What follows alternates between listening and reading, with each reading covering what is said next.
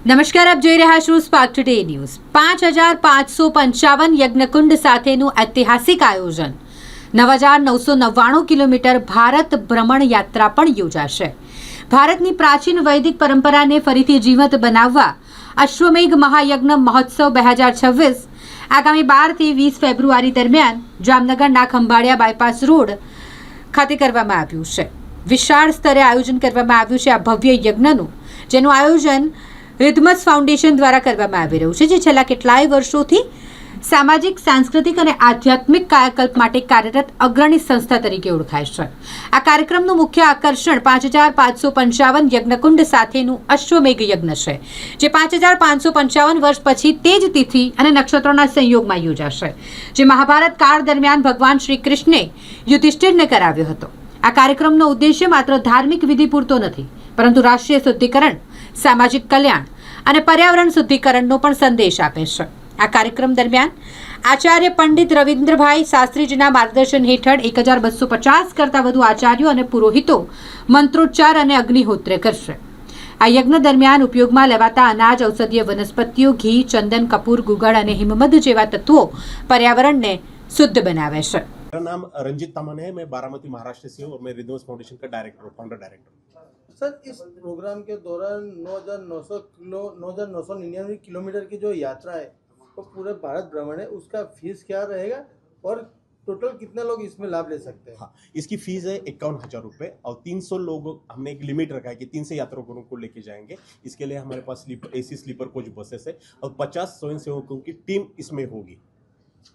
Sir, इस यात्रा के दौरान कौन कौन सी टीम हाजिर रहेगी? डॉक्टर्स, फायर्स, क्या क्या हाजिर डॉक्टर्स रहेंगे, उसके साथ साथ जो खाने का इंतजाम है, जो रसोइया वगैरह वो सारे रहेंगे। इसके साथ सिक्योरिटी टीम रहेगी और जो सीनियर सिटीजन है उनको हेल्प करने के लिए हमारी स्वयंसेवकों की टीम वहाँ पे रहेगी। फाउंडेशन चला रहे हैं, अश्वमेघ यज्ञ का ख्याल कैसे आया आपको? हाँ, अश्वमेध यज्ञ का ख्याल आने का कारण ये है कि हमारा जो रिदमस फाउंडेशन है पिछले कई सालों से यूथ एम्पावरमेंट है, वुमेन एम्पावरमेंट है, हेल्थ है, इसमें काम कर रहा है। हमने देखा कि आजकल दुनिया में कहीं पे जाओ अशांति है, आतंकवाद है, बहुत सारी चीज़ें, और इसके ऊपर एक ही सोल्यूशन, आप कितना भी डेवलपमेंट करो, कुछ भी करो, एक ही सोल्यूशन है कि स्पिरिचुअल क्वेश्चन बढ़ना चाहिए, लोगों के मन में आध्यात्मिकता का भाव जागरूक होना चाहिए और इसको लेके कुछ करना चाहिए, कुछ बड़ा करना चाहिए। ये सोच को लेके हमने ये अश्वमेध यज्ञ का ख्याल मन में है। Done sir, okay sir. મારું નામ મિહિર બ્રહ્મભટ્ટ છે। રિધમસ ફાઉન્ડેશનના પ્રોજેક્ટ ડિરેક્ટર તરીકે અત્યારે અમે અહીંયા આપની સામે ઉપસ્થિત છે। વીરભાઈ, 9 દિવસનો કાર્યક્રમ અશ્વમેઘ થવા જઈ રહ્યો છે, શું છે આ કાર્યક્રમની સમગ્ર? આપ સૌ જાણો છો કે ગુજરાતે દેશને ખૂબ ઘણું બધું આપ્યું છે, જ્યાંથી મહાત્મા ગાંધી પણ આપ્યા છે, સરદાર વલ્લભભાઈ પટેલ પણ આપ્યા છે અને હાલ આપણા દેશના વડાપ્રધાન શ્રી નરેન્દ્રભાઈ મોદી પણ દેશનું નેતૃત્વ કરી રહ્યા છે।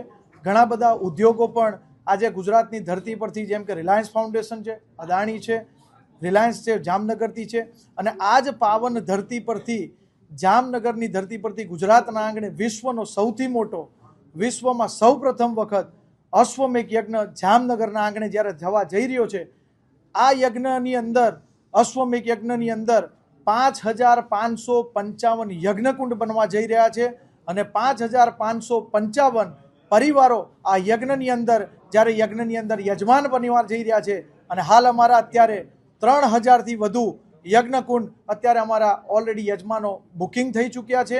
સાથે સાથે 1250થી વધારે આચાર્યો, બ્રાહ્મણો વૈદિક પરંપરાઓ દ્વારા આ યજ્ઞની અંદર શુભારંભ કરાવવા જઈ રહ્યા છે।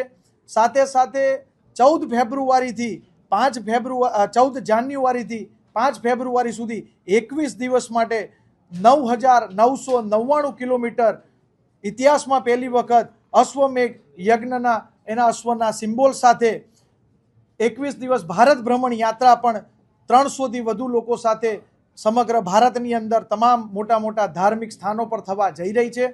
સાથે સાથે આ યજ્ઞ મહોત્સવની અંદર ઘણા બધા આકર્ષણ, જેમના નાના મોટા ઉદ્યોગો જે લોકોના છે એના સ્ટોલોની પણ ત્યાં આગળ વેચાણ ખરીદીની વ્યવસ્થા પણ ઉપલબ્ધ છે।